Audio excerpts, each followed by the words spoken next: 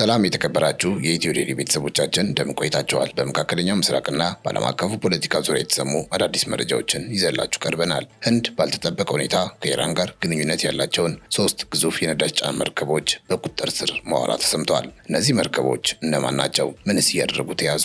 ኢራን በዚህ ዙሪያ የሰጠችው ምላሽስ ምንድን ነው የሚለውን አጠር ባለ መረጃ እናቀርብላችኋለን። በሌላ መረጃችን ጋዛውያን የረመዳን ጾም ሊጀመር መቃረቡን ተከትሎ እያደረጉት የሚገኘው ዝግጅት በእስራኤል ፖሊሶች ዘንድ እየተስተጓጎለ እንደሆነ ተሰምቷል። እስራኤል ድንኳኖች እንዳይተከሉና ወደ መስጊድ የሚገቡ ዜጎች ብዛት ላይ የቁጥር ገደብ አስቀምጣለች ተብሏል። ከዕለቱ አጫጭር መረጃችን መካከል አካተነዋል። ሌላው የኢራን መንግስትን ክፉኛ ያስቆጣውንና ካናዳን ጭምር ያስደነገጠውን በቶሮንቶ የተካሄደውን የተቃውሞ ሰልፍ ይመለከታል።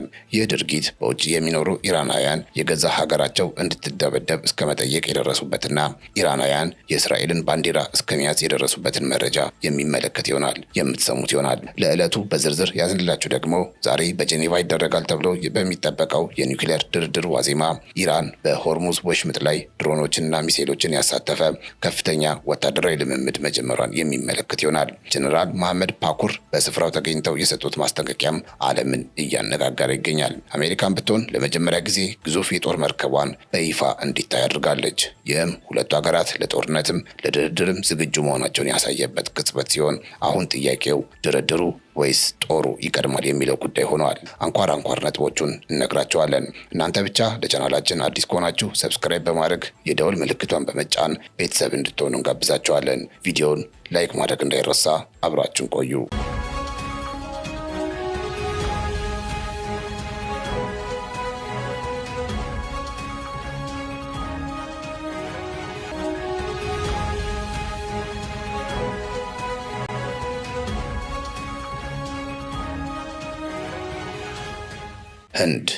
ህንድ በአሜሪካ ማዕቀብ የተጣለባቸውንና ከኢራን ጋር ግንኙነት ያላቸውን 3 የነዳጅ ጫኝ መርከቦች በቁጥጥር ስር ማዋሏ ተሰምቷል።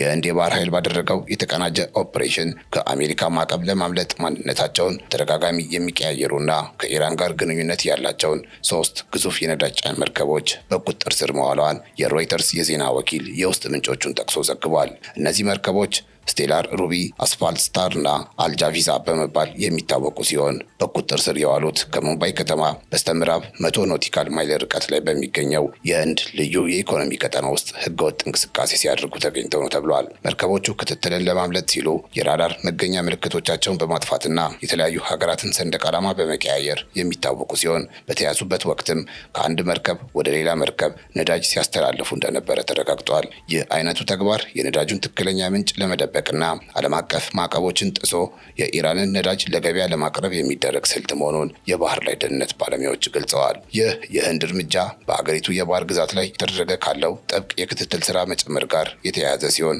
በአሁኑ ወቅት ህንድ ከ55 በላይ መርከቦችንና 12 የጦር አውሮፕላኖችን ለ24 ሰዓት የጥበቃ ስራ አሰማርታለች።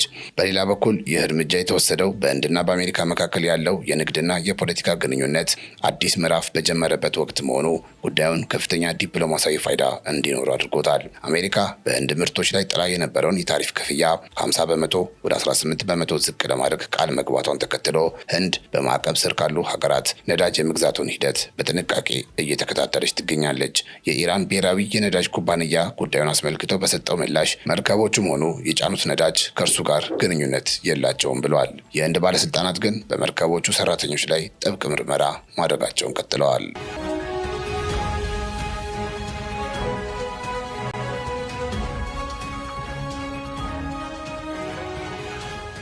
ጋዛና ረመዳን። የእስራኤል ባለስልጣናት በአልአቅሳ መስጊድ የረመዳን ዝግጅቶችን እያስተጓጎሉ መሆኑ ተገለጸ። የረመዳን ወር ሊጀመር መሆኑን ተከትሎ የእስራኤል ባለስልጣናት በኢየሩሳሌም በሚገኘው ታሪካዊው የአልአቅሳ መስጊድ ግቢ ውስጥ የሚደረጉ መንፈሳዊና ቁሳዊ ዝግጅቶች ላይ ጥብቅ እገዳዎችን በመጣል ላይ መሆናቸውን የፊሊስጤምና የዮርዳኖስ የሃይማኖት ተቋማት አስታውቀዋል። መስጊዱን በበላይነት የሚያስተዳድረው የዮርዳኖሱ ዋቅፍ ወይም እስላሚክ ዋቅፍ ባወጣው መግለጫ መሰረት የእስራኤል ፖሊስ ለአማኙ ጥላ የሚሆኑ ድንኳኖች እንዳይተከሉና ጊዜያዊ የሕክምና ክሊኒኮች እንዳይቋቋሙ በይፋ ከልክሏል። ይህ ድርጊት በመቶ ሺዎች የሚቆጠሩ ህዝበ ሙስሊሙ ለፀሐይና ለዝናብ እንዲጋለጡ ከማድረጉ ባለፈ በጤና ረገድም ከፍተኛ ስጋት እንደሚፈጥር የሮያል ኒውስ ዘገባ ያመለክታል። ከመሰረተ ልማት እገዳው በተጨማሪ የሰው ኃይልን በሚመለከትም ከፍተኛ ጫና እየተደረገ ይገኛል የተባለ ሲሆን እስካሁን ባለው መረጃ ከ250 በላይ የሚሆኑ ነዋሪዎችና አማኙ ወደ መስጊዱ እንዳይገቡ በግል ስማቸው የእገዳ ትዕዛዝ ደርሷቸዋል ተብሏል። የእስራኤል መንግስት እነዚህን እርምጃዎች ለጸጥታና ለደህንነት ሲባል የተወሰዱ ቅድመ ጥንቃቄዎች ናቸው ቢልም የፊሊስጤን ባለስልጣናት ግን ድርጊቱን በኢየሩሳሌም ለዘመናት የቆየውን ነባራዊ ሁኔታ የሚጥስና የሃይማኖት ነጻነትን የሚጋፋ ብለው ተቃውመውታል። በመጪው የረመዳን ወር ለጸሎት የሚመጡ ምዕመናን ቁጥር ከ10 ሺህ እንዳይበልጥ ለማድረግ መታቀዱና እድሜያቸው ከ55 ዓመት በታች የሆኑ ወንዶች ወደ መስጊዱ እንዳይገቡ ሊከለከሉ እንደሚችሉም ተነግሯል። በሺዎች የሚቆጠሩ የፖሊስ አባላት በብሉይ ከተማ ዙሪያ መሰማራታቸውና በድሮኖች የታገዘ ጥበቃ እንደሚደረግ መገለጹ ጋዛውያን ረመዳንን በከፍተኛ ስጋት ውስጥ እንደሚያሳልፉ ማሳያ ተደርጎ ተወስዷል።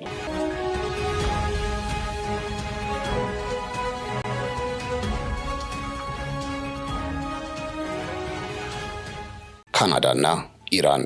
በካናዳ ቶሮንቶ የሚኖሩ የኢራን ዲያስፖራዎች ፕሬዚዳንት ዶናልድ ትራምፕ የገቡትን ቃል ጠብቀው ኢራንን በቦምብ እንዲደበድቡ የሚጠይቅ ሰልፍ አካሂደዋል። ሰልፈኞቹ ትራምፕ ቀደም ሲል በኢራን ውስጥ የተነሱ ተቃውሞችን በማበረታታት እርዳታ እየመጣ ነው ብለው የገቡትን ቃል ተግባራዊ እንዲያደርጉና ሀገሪቱን ከአምባገነኖች ነፃ እንዲያወጡ ሲወተውቱ ተደምጠዋል። በሰልፉ ላይ የኢራን የቀድሞ ንጉሳዊ አገዛዝ ሰንደቅ ዓላማና የእስራኤል ሰንደቅ ዓላማ ጎን ለጎን ሲውለበለቡም ታይተዋል። ይህንኑ ተከትሎ የኢራን መንግስት ልሳን የሆነው ቴሄራን ታይምስ ሰልፉን ተንተርሶ ባቀረበው ትንታኔ በውጭ የሚኖረው የኢራን ዲያስፖራ ከእውነታው የራቀ ወይም ዲስኮኔክትድ ፍሮም ሪያሊቲ ሲል ገልጾታል።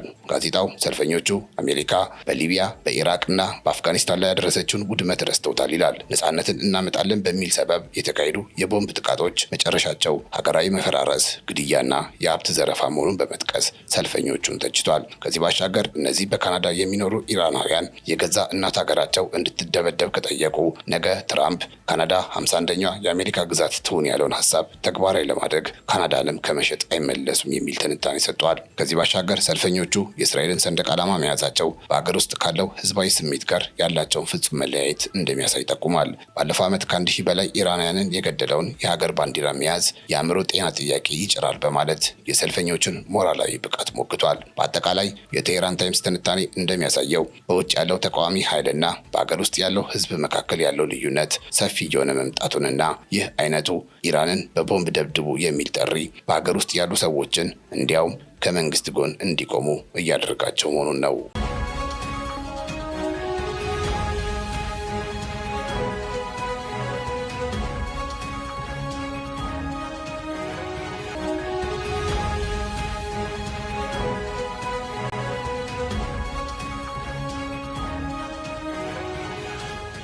ውድ የኢትዮ ዴይሊ ቤተሰቦቻችን አብራችሁን ስላላችሁ እናመሰግናለን። አሁን በዝርዝር ወደ ያዝንላችሁ መረጃ እናመራለን። ኢራን በጄኔቫ ይካሄዳል ተብሎ ከሚጠበቀው የኒውክሌር ድርድር ዋዜማ ላይ ሆና የባህር ላይ መጠነ ሰፊ ወታደራዊ ልምምድ አካሂዳለች። ይህ የሆርሙዝ የባህር ወሽመጥ ብልህ ቁጥጥር የተሰኘው እንቅስቃሴ በፋርስ ባህረ ሰላጤና በኦማን ባህር ላይ ያተኮረ ሲሆን በላቁ የጦር መሳሪያዎች የታጀበ መሆኑን ተገልጿል። የሀገሪቱ መንግስት መገናኛ ብዙሃን እንደዘገቡት ልምምዱ የኢራንን የባህር ዳርቻ ደህንነት የማስጠበቅና ማንኛውንም አይነት የውጭ ጥቃት የመመከት ብቃት ለማሳደግ ታስቦ የተዘጋጀ ነው። በወቅታዊው የጂኦፖለቲካ ውጥረት ውስጥ እንዲህ አይነት እንቅስቃሴ መደረጉ በዓለም አቀፉ ማህበረሰብ ዘንድ ከፍተኛ ትኩረት እንዲያገኝም አድርጎታል። የእስልምና አብዮታዊ ጥበቃ ኃይል IRGC የምድር ጦር አዛዥ የሆኑት ጀነራል መሐመድ ባኩር በስፍራው ተገኝተው የልምምዱን አፈጻጸም በበላይነት እየመሩት ይገኛሉ ተብሏል። በቪዲዮ ተደግፈው የወጣው መረጃ እንደሚያሳየው ኮማንደሩ የጦር ክፍሎቹን ዝግጁነት በመገምገም ለወታደራዊ ኃይሉ የሞራል ማነቃቂያ ንግግሮችን ማድረጋቸው ታውቋል። ይህ ከፍተኛ መኮንን የተሳተፉበት መድረክ መሆኑ ኢራን ለዚህ የባህር ላይ እንቅስቃሴ የሰጠችውን የላቀ ግምትና ክብደት የሚያንጸባርቅ ሆኖ ተገኝቷል። የጀኔራሉ መገኘትም የሀገሪቱ የደህንነት ተቋማት ለማንኛውም ድንገተኛ ክስተት ምን ያህል ንቁ ሆነው እንደሚጠባበቁ ማሳያ ተደርጎ ተወስዷል። በልምምዱ ላይ የኢራን የራሷ የቴክኖሎጂ ውጤቶች የሆኑ የረጅም ርቀት ሚሳኤሎች፣ ሰው አልባ አውሮፕላኖችና ባለፈጣን የጥቃት ጀልባዎች በስፋት ተሳትፈዋል። እነዚህ መሳሪያዎች በተለይም በጠባቡ የሆርሙዝ ወሽመጥ ላይ ሊሰነዘሩ የሚችሉ ስጋቶችን ለማክሸፍ በሚያስችል መልኩ የተቀናጀ ጥቃት የመሰንዘር አቅማቸውን በተግባር ፈትሸዋል። ይህ አይነቱ ትርኢት ሀገሪቱ በባህር ላይ ያላትን የቴክኖሎጂ ብቃትና የተከላካይነት ደረጃ ለተቀናቃኞቿ ለማሳየት የተጠቀመችበት ስልት ተደርጎ ተወስዷል። የዚህ ወታደራዊ ትርኢት ውይይት መካሄድ ምናልባትም ዛሬ ከአሜሪካ ጋር በጄኔቫ ይደረጋል ተብሎ ከሚጠበቀው የኒውክሌር ድርድር ጋር መገጣጠሙ በዲፕሎማሲው ረገድ ትልቅ መልእክት እንዳለው ተንታኞች ይናገራሉ። ኢራን በድርድር ጠረጴዛው ላይ የምዕራባውያንን ጫና ለመቋቋም ወታደራዊ ጡንቿን ማሳየት እንደ ስልታዊ ብልሃት የተጠቀመችበት እንደሆነ ተገምቷል።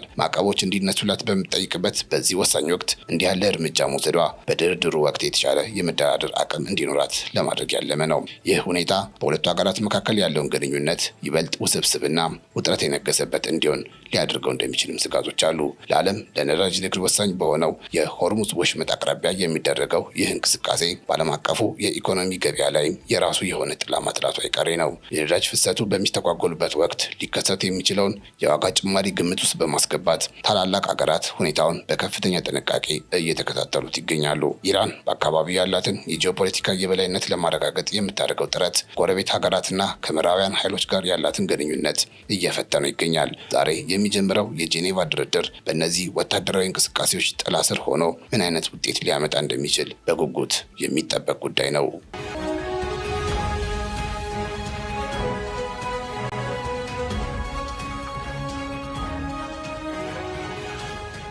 ታዲያ ኢራን በሆርሙዝ ወሽመጥ ላይ የምታካሄደውን ወታደራዊ ልምምድ ተከትሎ አሜሪካን በበኩሏ ግዙፍ የጦር መርከቦችንና ተዋጊ ጀቶችን ወደ ቀጠናው በማስጠጋት ወታደራዊ ምላሽ እየሰጠች ትገኛለች። ቢቢሲ ቬሪፋይ በሳተላይት ምስሎች ባደረገው ማጣራት ዩኤስኤስ አብርሃም ሊንከን የተሰኘችው የአውሮፕላን ተሸካሚ መርከብ ከኢራን የባህር ጠረፍ 700 ኪሎ ሜትር ርቀት ላይ በኦማን ባህር መገኘቷን አረጋግጧል። ይህቺ ግዙፍ መርከብ ባለፈው ጥር ወር ወደ ቀጠናው መግባቷ ቢነገርም እስካሁን በሳተላይት ሳትታይ ቆይታ አሁን ግን ለመጀመሪያ ጊዜ በይፋ መኖሯ ተረጋግጧል። መርከቧ ከ90 በላይ ዘመናዊ የጦር አውሮፕላኖችንና ከ5000 በላይ ሰራተኞችን የመያዝ አቅም እንዳላት ይነገርላታል። ከአብርሃም ሊንከን በተጨማሪ በዓለም ላይ ግዙፍ የሆነው ዩኤስኤስ ጀራልድ ፎርድ የጦር መርከብ በሚቀጥሉት 3 ሳምንታት ውስጥ ወደ መካከለኛ ምስራቅ እንደሚደርስ ይጠበቃል። አሜሪካ በአሁኑ ወቅት በአካባቢው 12 የሚደርሱ የጦር መርከቦችን ያሰማራች ሲሆን ከእነዚህም መካከል የሚሳኤል አምካኝ መርከቦችና ለባህር ዳርቻ ውጊያ የተሰናዱ ልዩ የጦር መሳሪያዎች ይገኙበታል። እነዚህ መርከቦች በፋርስ ባህረ ሰላጤ፣ በቀይ ባህርና በሜዲተራኒያን ባህር ላይ ተከፋፍለው የሰፈሩ ሲሆን ኢራንን ከየአቅጣጫው በቁጥጥር ስር ለማዋል የተዘረጋ ወታደራዊ ስልት ተደርጎ ተቆጥሯል። ይህ መጠነ ሰፊ የባህር ኃይል ግንባታ አሜሪካ በቀጠናው ያላትን የበላይነት ለማስጠበቅ ያላትን ቆራጥነት የሚያሳይ ነውም ተብሏል። በአየር ኃይል ረገድም አሜሪካ በዮርዳኖስ በሚገኘው ሙዋፋቅ ሳልቲ ወታደራዊ ካምፕ ውስጥ የኤፍ-15 እና የኢኤ-18 ተዋጊ ጀቶችን ቁጥር በከፍተኛ ሁኔታ እንደጨመረች ይነገራል። በተጨማሪም ከአሜሪካና ከአውሮፓ ወደ መካከለኛ ምስራቅ የሚበሩ የጭነት የነዳጅ መሙያና የኮሚኒኬሽን አውሮፕላኖች እንቅስቃሴ በከፍተኛ ሁኔታ መጨመሩን የሳተላይት መረጃዎች ይጠቁማሉ። ይህ የአየር ኃይል ስምሪት ከባህር ኃይሉ ጋር ተቀናጅቶ የሚሰራ ሲሆን በማንኛውም ሰዓት ለሚከሰት ወታደራዊ ግጭት ፈጣን ምላሽ ለመስጠት ታስቦ የተዘጋጀ ነው። የአየር ላይ የበላይነቱን ለመያዝ የሚደረገው ይህ ጥረት አሜሪካ በድርድር ጠረጴዛው ላይ ያላትን የኃይል ሚዛን ከፍ ለማድረግ የምትጠቀምበት ስልት እንደሆነ ይገምታል። በጄኔቫ በሚካሄደው የዛሬው ድርድር ላይ ኢራን ትኩረቷን በኒውክሌር ፕሮግራሟና በማዕቀቦች መነሳት ላይ ለማድረግ ስታቀድ፣ አሜሪካ ግን ሌሎች ተጨማሪ ጉዳዮችን ለማንሳት ፍላጎት አላት። ዋሽንግተን የኢራንን የሚሳኤል ግንባታና የሰብአዊ መብት አያያዝ በድርድር ውስጥ እንዲካተቱ ግፊት እያደረገች ሲሆን ይህ ወታደራዊ ግንባታም ለዚሁ ዓላማ ማስፈጸሚያ የሚሆን ነው ተብሏል። ኢራን በበኩሏ ማዕቀቦች በአስቸኳይ እንዲነሱላት የምትፈልግ ቢሆንም የአሜሪካ የጦር መርከቦች ወደ አካባቢው መጠጋት በድርድሩ ሂደት ላይ አሉታዊ ተጽዕኖ ሊያሳድር የሚችል ስጋቶችን ፈጥሯል። ይህም የውይይቱን ሂደት ይበልጥ አዳጋችና በጥርጣሬ የተሞላ እንዲሆን አድርጎታል። በአጠቃላይ መካከለኛው ምስራቅ በአሁኑ ወቅት የሁለቱ ሀገራት የኃይል ፍልሚያ ማሳያ ሆናለች ማለት ይቻላል። በአንድ በኩል ኢራን በሆርሙዝ ወሽመጥ የባህር ላይ ልምምድ በማድረግ አቅሟን ስታሳይ፣ በሌላ በኩል ደግሞ አሜሪካ በጦር መርከቦችና ጀቶች አካባቢውን እያጨናነቀችው ትገኛለች። ይህ ወታደራዊ መጠናከር በሁለቱ ሀገራት መካከል ያለውን ግንኙነት ወደ ቀውስ ሊመራው የሚችል ሲሆን ዓለም አቀፉ ማህበረሰብ ትኩረትም የጄኔቫው ድርድር ላይ አርፏል። ድርድሩ ሰላማዊ መፍትሄ ካላመጣ በቀጠናው የሰፈሩት እነዚህ ግዙፍ የጦር መሳሪያዎች ወደ ግጭት የመግባት እድላቸው ከፍተኛ በመሆኑ የዓለም ስጋት በእጅጉ ጨምሯል።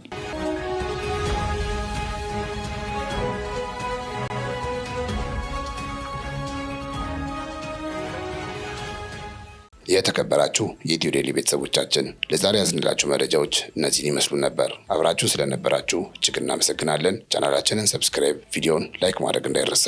በያላችሁበት ሰላም